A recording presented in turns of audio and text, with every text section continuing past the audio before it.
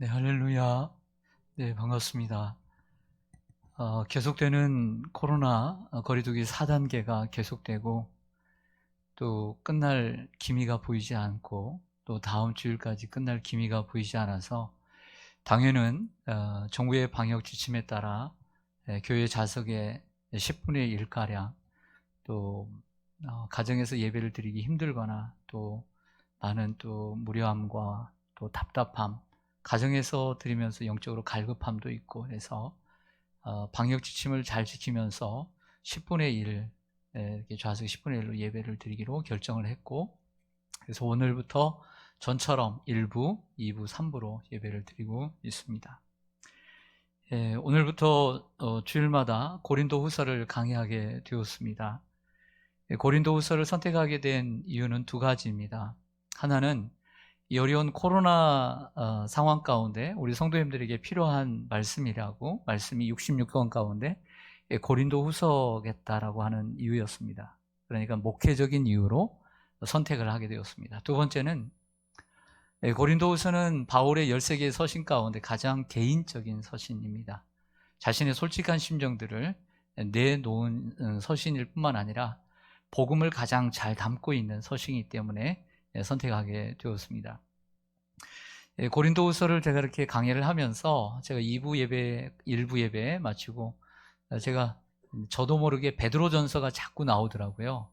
그래서 4개월 동안 베드로전서를 강의하다 보니까 저도 모르게 의식을 했는데도 불구하고 나와서 예배 마치고 우리 부목사님이 얘기를 해주시더라고요. 그래서 제가 간혹 노력을 하지만 고린도후서 대신에 베드로전서라고 얘기를 해도 정말 개떡같이 얘기도 찰떡처럼 알아들으시길 바랍니다. 아셨죠? 네. 고린도 후서 하면 생각나는 구절들이 참 많이 있습니다. 2장과 같은 경우에는 그리스도의 향기라든지, 3장에 보면 그리스도의 편지라는 유명한 강력한 비유들이 나옵니다. 4장에 보면 질그릇 안에 담은 보배라는 비유도 나오죠. 또한 사방으로 우겨쌈을 당하여도 쌓이지 않고 답답한 일을 당하여도 낙심하지 않고, 이런 말씀도 있고요. 또 5장에 가면 참 유명한 말씀이 있습니다. 누구든지 그리스도 안에 있으면 새로운 피조물이라, 이전 것은 지나갔으니 보라 새 것이 되었도다, 이런 말씀이 있습니다. 사실 그 외에도 열가하다 보면 너무나 많지만 그래도 가장 기억에 남는 말씀은 고린도후서 12장에 있는 내가 약할 때 곧 강함이니라, 내 은혜가 내게 족하다, 약할 때 강함이니라, 이런 말씀이 가장 기억에 남습니다. 우리의 연약함으로 고민할 때마다 떠오르는 소중한 구절입니다. 우리가 익히 알고 있는 이 많은 구절들은 사실은 그냥 유명한 구절이 된 것이 아니라 고린도 후서를 대변할 수 있는 사도와 성도들의 정체성과 그리고 그들의 소명을 대변해주는, 모두 다 담고 있는 소중한 말씀들입니다. 다음으로 제가 말씀을 꼭 드려야 될 부분은 처음 시작이다 보니까 고린도 후서라는 책이 왜 쓰여졌는가라고 하는 것입니다. 들어보세요. 사도 바울이 고린도라고 하는 도시에 처음 가서 교회를 세운 것은 주후 50년에서 52년 사이입니다. 약 2년의 사이죠. 이것은 사도 바울이 2차 선교여행 당신 때에 성령의 인도를 받아 아시아와 에게, 유럽의 그 바다인 에게를 넘어서 그리스도로 가게 됩니다. 마케도니아를 지나 아가야 남쪽에 가서 고린도 교인들을 만납니다. 그래서 그 교회를 개척을 해요. 개척을 해서 무려 1년 6개월, 요즘 군대가 18개월이잖아요.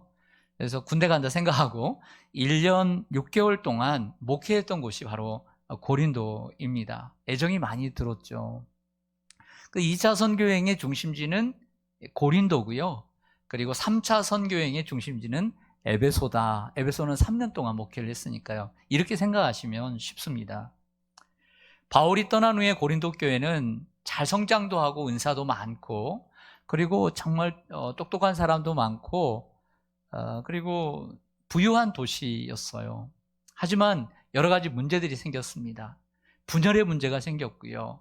그리고 이런 어떤 성적인 문제들이 생겼고요. 또 우상 숭배의 문제, 그리고 은사에 대한 오해, 교회 안에 사회적 계층 간의 갈등, 그리고 우리의 이 몸의 부활에 대한 이러한 잘못된 생각들을 가지고 있어서 15장에 보면 부활에 대한 이야기도 하게 됩니다. 바울은 이러한 문제들이 있다는 소식을 듣고 이 문제를 아주 호되게 책망을 하면서 편지를 쓰죠. 그게 고린도 전서입니다. 그런데 이 바울의 편지를 받고도 그들이 개선하거나 바뀌질 않았던 것 같습니다. 그래서 바울이 고린도 교회를 직접 방문을 합니다. 근데 이 방문이 문제였습니다. 이 방문에 좋은 결과가 있어야 되는데 2장 1절 이하에 말씀하는 것처럼 너무 고통스러운 방문이 되고 말았어요. 이러한 회중석에서 어떤 성도가 사울의 사도성을 부정했습니다. 그리고 다른 성도들도 그 곁에서 누구도 반기를 들지 않고 반대 의견을 내지 않고 그냥 묵인해 버린 것이죠. 사도 바울은 무척 큰 상처와 아픔을 가졌습니다. 그래서 다시는 근심 중에 나아가지 않기로 스스로 결심했다라고 2장 1절에 말씀합니다. 하는 수 없이 바울은 그 고린도를 떠납니다. 그래서 다시 방문하는 대신 이번에는 아주 엄중한 편지를 써서 디도편에 보내게 되죠. 근데 여러분들이 예상한 대로 이 엄중한 편지는 고린도 후서가 아닙니다. 이 편지는 사라집니다. 사라진 편지로 남게 되죠. 고린도 후서 7장 8절에 보면 이 편지 쓴 것을 사도 바울이 후회했다라고 얘기를 하죠. 이 사라진 편지에는 그는 자신뿐만 아니라 자신에게, 사도 바울에게 뿐만 아니라 하나님 말씀에 대적한 이 사람을 벌하라고 명령을 합니다. 이게 2장에 나와 있어요. 그리고 이러한 정황들이 2장과 7장에 기록되어 있습니다. 고린도 교회 성도들이 이 엄중한 사라진 편지를 받고 어떻게 반응했을까요? 그것은 편지를 가지고 왔던 디도가 옴으로써 결정이 났습니다. 감사하게도 사도 바울의 이 두 번째 사라진 편지를 듣고 그들이 변화되었습니다. 그리고 개선하였습니다. 이 반가운 소식을 듣고 쓴 편지가 고린도 후서입니다. 정리를 하면 5가지로 정리를 해요. 사도 바울이 처음 고린도 교회를 방문해서 개척을 했습니다. 떠났더니 교회에 문제가 생겨서 그 문제들을 지적해서 고린도 전서를 썼습니다. 그래도 개선이 없자 직접 방문을 했는데 이 방문이 너무나 고통스러운, 서로에게 아픔을 주는 방문이 되었어요. 그래서 멀리 떠나서 그들에게 엄중한 편지로 경고를 하죠. 벌하라고. 하나님 말씀을 대적한 이들을 벌하라고. 디도편에 좋은 결과가 오게 됩니다. 그 소식을 듣고 쓴 편지가 고린도 후서입니다. 저는 자녀를 키웁니다. 감사하게도 저희 두 자녀는 대학생이 될 때까지, 지금까지도 저에게 화를 낸 적이 없습니다. 저에게 대든 적도 없습니다. 참 감사하죠. 하지만 요즘은 좀 키우다 보니까 다른 일로, 또 다른 일로 마음이 아픈 일들이 생겨나기도 합니다. 자녀의 잘못을 지적하고 자녀를 고쳐주는 것은 부모로서 필요한 일이라고 생각합니다. 그렇죠? 마음은 아프지만 때로는 우리 자녀들이 잘못된 길, 잘못된 언행을 할 때, 잘못된 신앙의 길에서 벗어날 때 가만두어서는 안 되는 것이죠. 하지만 부모가 그 자녀를 책망하고 난 다음에 꼭 해야만 하는, 부담스럽지만 해야 하는 게 있습니다. 그것은 위로해 주는 것입니다. 옛날에 부모들이 매를 들었습니다. 그러면 자녀가 잘못한 것을 보고 회초리로 종아리를 때립니다. 하지만 부모는요, 저녁에 잠을 못 잡니다. 더더욱 남편은 없이 엄마 혼자서 애를 키운다고 생각해 보십시오. 그것은 배나 힘든 게 아니라 몇 배나 힘든 일입니다. 자녀가 잘 커주면 괜찮지만 자녀가 나밖에 없는데, 엄마밖에 없는데 혼자 애들을 책임져야 되는데 그 자녀가 말썽을 부릴 때, 그리고 문제가 생길 때 저도 함께 걱정해주고 함께 그 문제를 해결해줄 남편이 없다고 생각할 때 그 고충은 이루 말할 수 없는 것입니다. 그래도 그 소중한 자녀를 회초리로 때립니다. 잘 되라고. 엄마는 잠이 올까요? 잠을 자고 있는 그 자녀에게 나아가 그 퉁퉁 부어있는 그 종아리에 안티프라미를 발라줍니다. 요즘 어린 친구들은 잘 모르죠. 후시딘을 발라줬어요. 네. 옛날에 유명한 게 있었어요. 안티프라민이라고. 고린도후서가 바로 이런 책이에요. 바울이 엄중한 편지를 쓰고 난 다음에 뉘우치는 성도들을 향해 쓴 위로의 서신입니다. 고린도후서는 과거의 상처와 아픔을 씻고 새로운 마음으로 시작하자는 서신이죠. 고린도후서에는 위로라고 하는 단어가 우리 한글 개역 개정 성경에 19번 나옵니다. 그리고 1장에서만 무려 10번이 나오죠. 그것뿐만 아니라 뉴 킹 제임스 버전이라고 하는 영어 번역본에는 29번이나 위로와 관계된 단어가 나옵니다. 그도 그럴 것이 1장 3절부터 첫머리부터 위로라는 단어로 시작해 마지막 고린도전서 13장 11절에도 위로라는 단어로 문을 닫고 있습니다. 결국 고린도후서를 열고 닫는 단어는 위로였던 것이죠. 그래서 고린도후서는 이러한 아버지의 마음으로 그 자녀를 화해시켜주고 위로해주는 위로의 복음인 것이죠. 본문으로 들어가겠습니다. 오늘 본문 1장 3절을 화면을 통해서 보시죠. 찬송하리로다. 그는 우리 주 예수 그리스도의 하나님이시요 자비의 아버지시요 모든 위로의 하나님이시며. 사도 바울은 본론으로 들어가면서 하나님이 누군가를 소개함으로 시작을 합니다. 중요한 거죠. 우리에게 누가 중요합니까? 하나님이 중요하죠.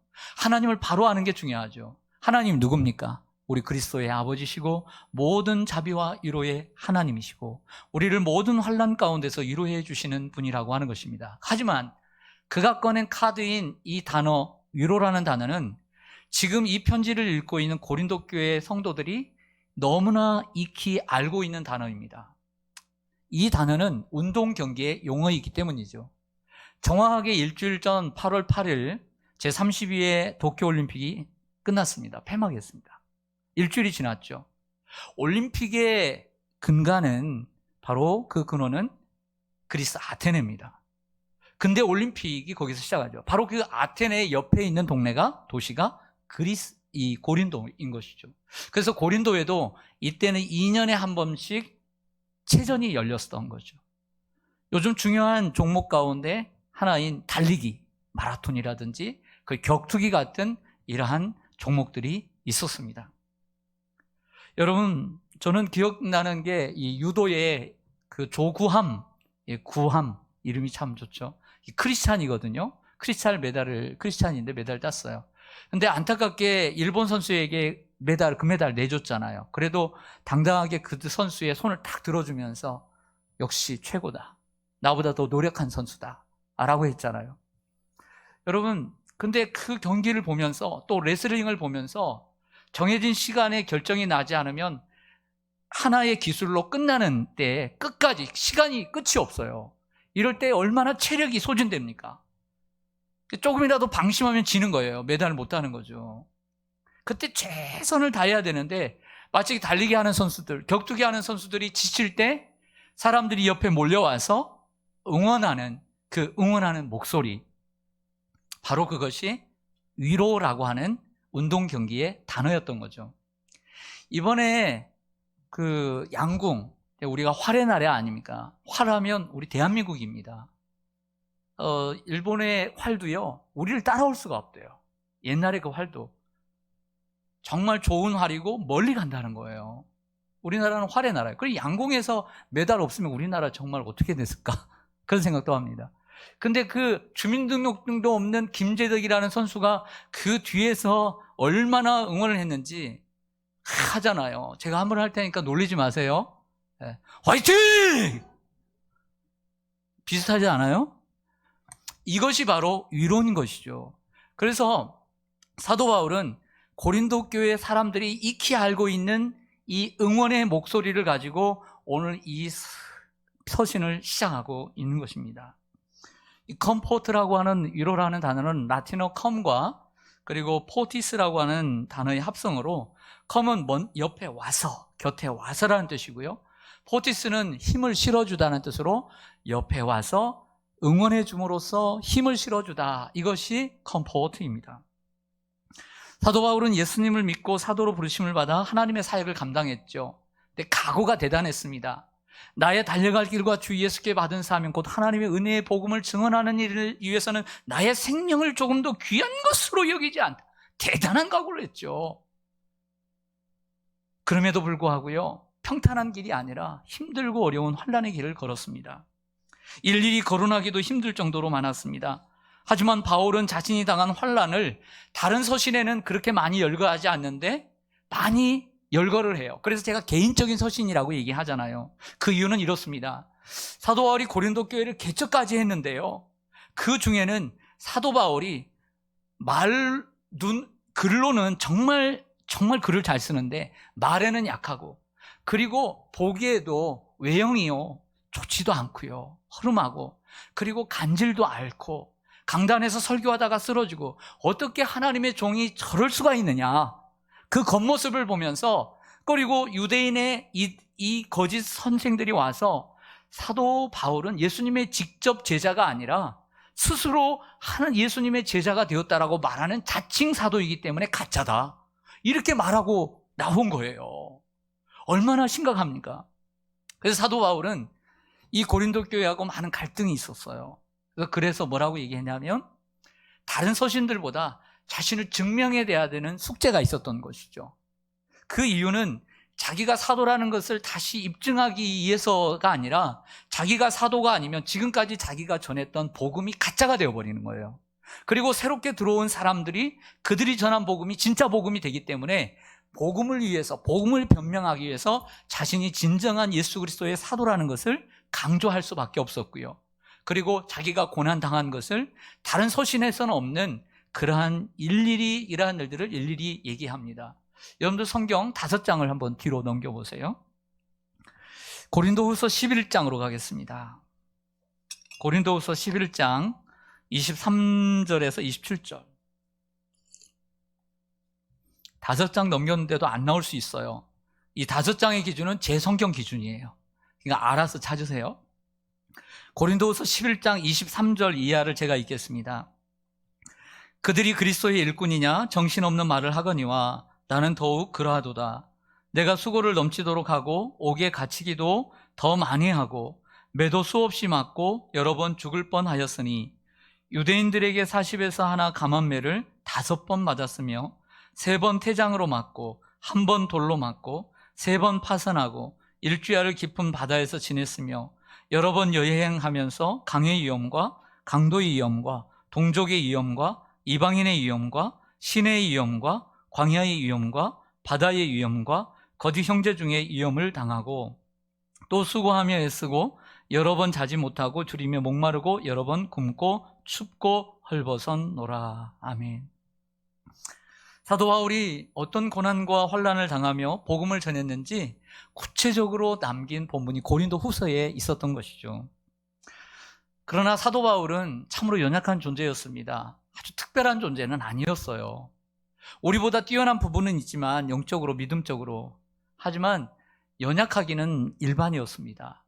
그도 어려움 앞에서 좌절하고 포기했던 연약한 인간인 거죠. 저를 보세요. 예를 들겠습니다. 고린도전서를 처음 만나게 된 것은 사도행전 18장입니다. 사도행전 18장 2차 선교행을 가면서 거기에 딱 들어가니까, 혼자 가니까 아굴라와 브리스길라, 로마에서 온 부부를 만나게 돼요. 그래서 천막 만드는 투잡을 하게 됩니다. 같이 하게 되죠. 귀한 일꾼이 되죠. 그리고 잠시 마케도냐에서 두고 왔던 실라와 디모데가 함께 합류하면서 하나님의 말씀에 붙잡혀 열심히 복음을 전하는데 갑작스러운 어려움에 봉착합니다. 유대인들이 거기까지 따라와 사도 바울을 죽이려고 하고 방해하고 괴롭힙니다. 이에 사도 바울이 인간인지라 얼마나 마음이 아팠는지 옷을 벗습니다. 옷을 벗고요, 그 옷을 털면서 얘기합니다. 너희의 피가 너희의 머리로 돌아갈지어다. 나는 깨끗하리라. 이제 나는 이방인에게로 가리라. 이 말은 내가 이제 고린도에 못 있겠다, 너희들 때문에. 나는 다른 곳으로 가겠다라고 마음을 먹어요. 하지만 하나님께서 그 밤에 나타나셔서 뭐라고 말씀하시는지 보세요. 사도행전 18장 9절과 10절에 보면 밤에 주께서 환상 가운데 바울에게 말씀하시되 두려워하지 말며 침묵하지 말고 말하라. 얼마나 기죽어 있다는 걸 아는 거죠. 내가 너와 함께 있음에 어떤 사람도 너를 대적하여 해롭게 할 자가 없을 것이니 이는 이 성 중에, 이 고린도라고 하는 성 중에 내 백성, 내가 택한 백성이 많음이니라. 그렇게 해서 1년 6개월 동안, 18개월 동안 목회를 할 수 있었던 거예요. 이것이 하나님의 위로인 것이죠. 하나님의 백성들은 하나님의 말씀으로 위로를 받아야만 합니다. 또 하나요, 사도행전 23장에 몇 년이 흘러서 3차 선교행을 마치고 이제 에베소를 지나 배를 타고 예루살렘으로 돌아옵니다. 그런데 많은 이들이 바울을 걱정하여 바울이 예루살렘에 도착하면 죄수가 되어 고통당한다는 것을 알려주었습니다. 여러 모습으로. 하지만 그것을 알고도 예루살렘에 가지요. 역시나 이 바울을 죽이려고 하는 사람들이 분명히 있었습니다. 근데 하나님은 그들의 손에 맡기지 않고 하나님께서 그 바울을 보호하시기 위해서 로마의 천부장, 1000명의 군사를 이끄는 천부장의 손 안에 보호하게 됩니다. 얼마나 혼란스러웠을까요? 밖에서는 아우성치죠. 그때 또 하나님께서 나타나십니다. 네, 말씀 주세요. 사도행전 23장 11절 말씀을 보면 그날 밤에 주께서, 또 밤이에요. 이건 단순한 저녁이 아니라 인생의 밤, 어두운 밤, 내 사역의 어두운 밤이에요. 주께서 바울 곁에 서서, 컴이죠, 컴포트에서 옆에 서서 이르시되 담대하라. 내가 예루살렘에서 나의 일을 증언한 것 같이 저 로마에서도 증언하여야 하리라. 이것이 위로죠. 할렐루야. 힘들었어요. 혼란스럽죠. 죄수가 되어 있어요. 그러나 하나님께서 말씀하십니다. 곁에 오셔서 힘내라. 화이팅! 화이팅! 하나님은 때때로 우리 곁에 와서 큰 목소리로, 때로는 부드럽고 세미한 음성으로, 때로는 애정 어린 눈빛으로 우리를 바라보시며 응원해 주십니다. 그것이 위로입니다. 바울의 이야기는 사실은 이외에도 많지만 이 두 가지 예만 듭니다. 아직 할 얘기가 많기 때문이죠. 사도 바울은 선교 현장에서 괴롭고 힘든 일이 많았습니다. 때로는 살 소망까지 끊어지고 자기 자신이 사형 선고를 받은 것 같은 느낌을 받았다고 오늘 목사님 읽어주신 본문 후미에 있습니다. 하지만 바울은 무너지지 않았습니다. 포기하지 않았습니다. 오뚜기처럼 다시 일어났습니다. 왜요? 하나님의 위로가 있었기 때문이죠. 많은 환난 중에도 지치지 않는 원동력은 하나님의 위로였습니다. 저 또한 신학을 들어가서 지금까지 30여 년 동안 살아오면서 목회의 길에 하나님이 때때로 힘들고 어려울 때마다 바울처럼 나타나셔서 위로해 주셨어요. 여러분들도 하나님을 믿고 예수 그리스도를 믿어 하나님의 자녀가 되어 지금까지 살아오면서 어찌 어려움이 없었겠습니까? 어찌 고난이 없었겠습니까? 그러나 분명 바울을 사랑하신 하나님이 여러분들을 사랑하셔서 여러분들이 견딜 수 없는 밤에 찾아오셔서 사람을 통해서든 누구를 통해서든 말씀을 통해서든 여러분들을 격려해 주시고 위로해 주신 줄로 믿습니다. 어떻게 해요? 화이팅! 이렇게요. 할렐루야. 모세는 광야 40년 동안 80세의 나이에 이제 편하게 쉴 나임에도 불구하고 광야 40년 동안 수백만의 이스라엘 백성들을 이끌면서 출애굽기레위기 민수기를 보세요. 얼마나 고단했습니까? 얼마나 어려움이 많았습니까? 그럴 때마다 하나님은 모세를 위로해 주셨어요. 다윗은 바람잘 날 없는 인생을 살았다고 합니다.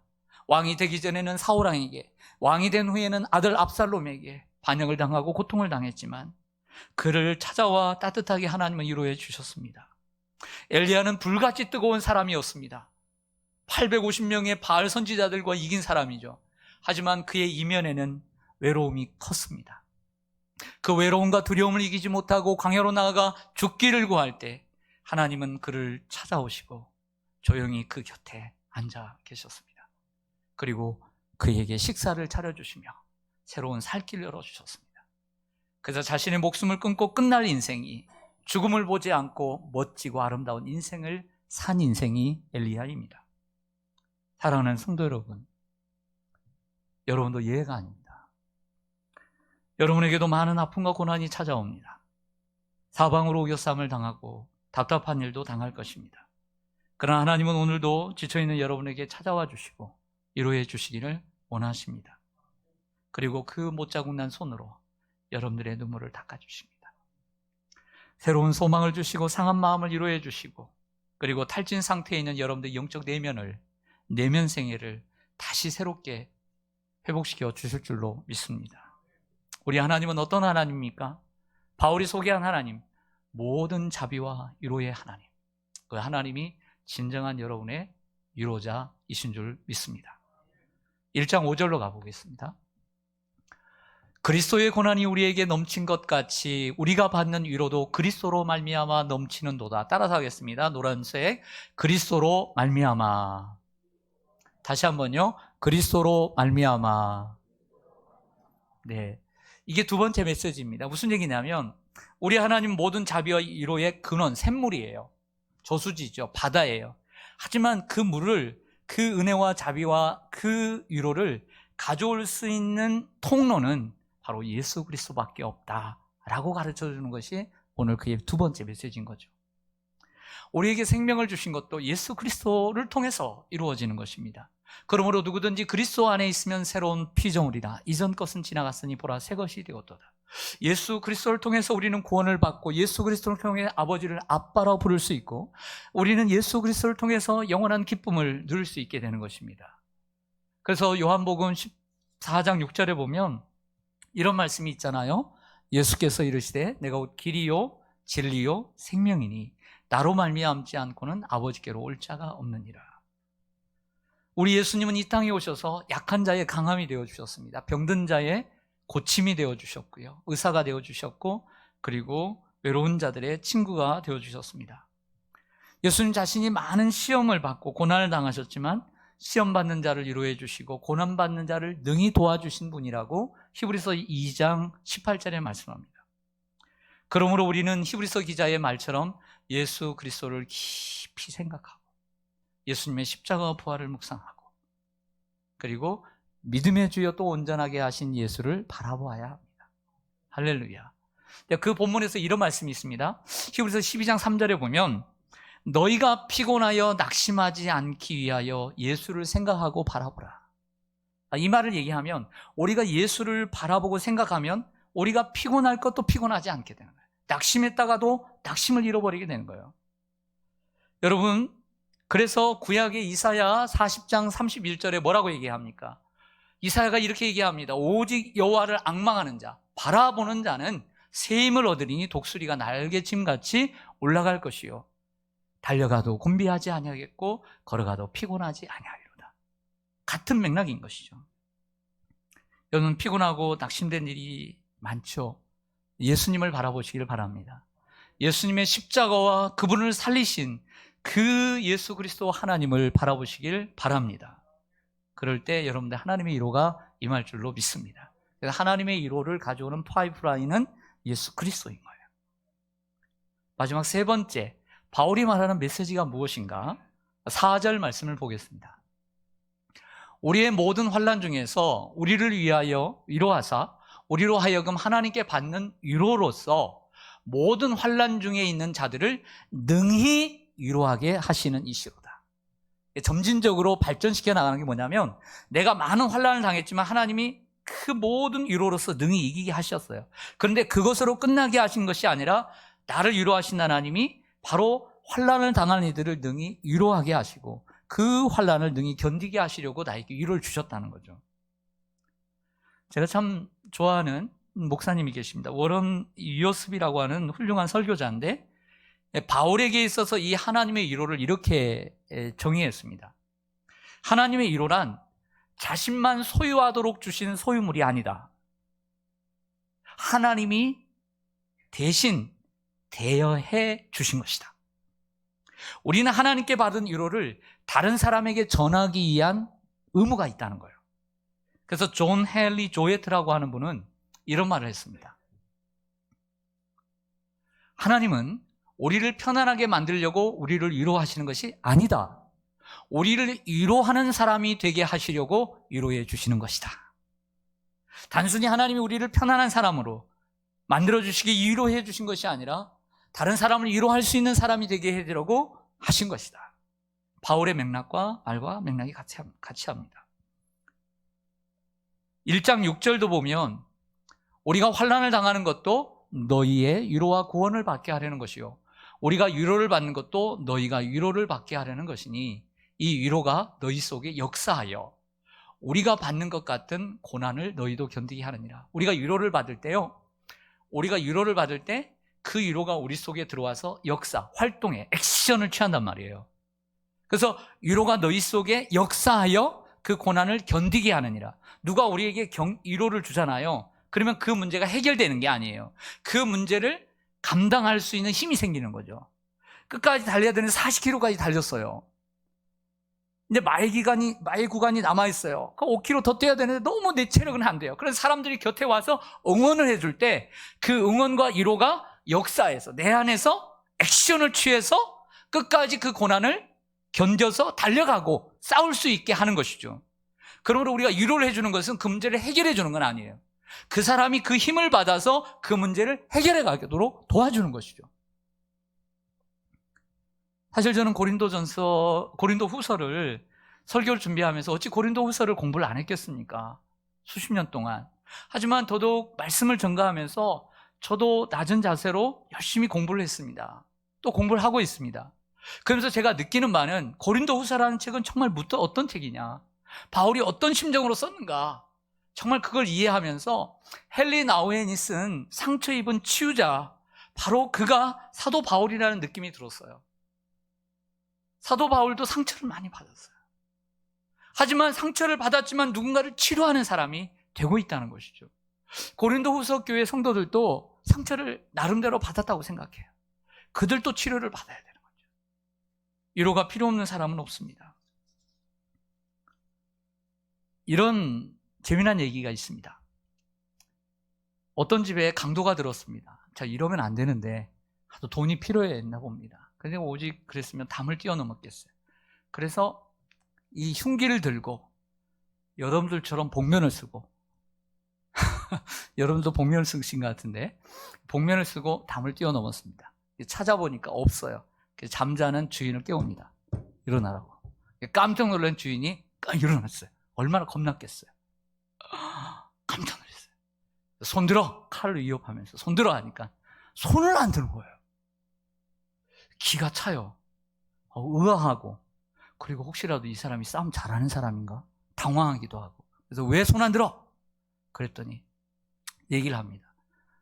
제가요 50견이 걸려가지고 치료를 받고 있는데 이 손이 안 올라가요. 그런 얘기를 하는 거예요.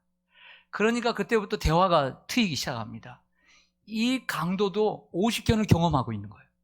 그래서 나도 이처럼 어디서 어떻게 치료를 받냐고 쭉 이야기를 하면서 자기가 경험한 노하우를 쭉 전수를 해주고 대화가 이루어지면서 강도와 주인이 친구가 되었답니다. 사람은 아픔을 당한 만큼 누군가를 위로해 줄 수 있는 거예요. 사람은 누구나 자신이 위로를 받은 만큼 남을 위로할 수 있는 거죠. 우리가 누군가를 위로해 준다는 것은 결코 쉬운 일이 아닙니다. 하지만 반대로 위로하는 일이 어렵다고 포기하는 것은 더 어리석은 일 같아요. 목회를 하다 보면 우리 성도들을 위로해야 되는 순간들이 옵니다. 저는 여러 번이죠. 장례도 여러 번이고 결혼도 여러 번이고 수술도 여러 번이죠. 하지만 그분에게는 한 번인 거예요. 그러니까 가볍게 생각할 수가 없는 거죠. 그래서 어려운 거예요. 그렇지 않아요? 저는 여러 번이에요. 그렇지만 그분에게는 한 번인 거예요. 그래서 조심스러운 거죠. 위로를 받기를 원해요. 저를 통해서 하나님의 위로를. 조심스러운 거죠. 하지만 조심스럽다고 위로를 안 하는 것은 어리석은 일이죠. 때때로 여러분들의 모습이, 여러분들의 말 한마디가 누군가에게 위로가 될 수 있습니다. 그래서 오늘 이제 적용하고 마치겠습니다. 여러분들이 삶을 살아가면서 누군가를 어떻게 위로할 것인가? 첫째로 이런 말씀드립니다. 따라서 하겠습니다. 친절하라. 따라서 하겠습니다. 친절하라. 존 왓슨이라고 하는 분은 이런 얘기를 합니다. 당신이 만나는 사람들은 모두 전투를 치르고 있는 사람들이다. 그러므로 친절하라. 우리는 인생이라는 전쟁터에서 살아갑니다. 더더욱 크리스찬들은요, 두 세계 속에서 살아갑니다. 더더욱 극렬한 싸움 가운데 살아가는 참으로 어떻게 보면 인간적으로 볼 때 불쌍한 사람들, 제대로 신앙생활하는 사람들은 정말 불쌍한 사람들이에요. 인간적으로.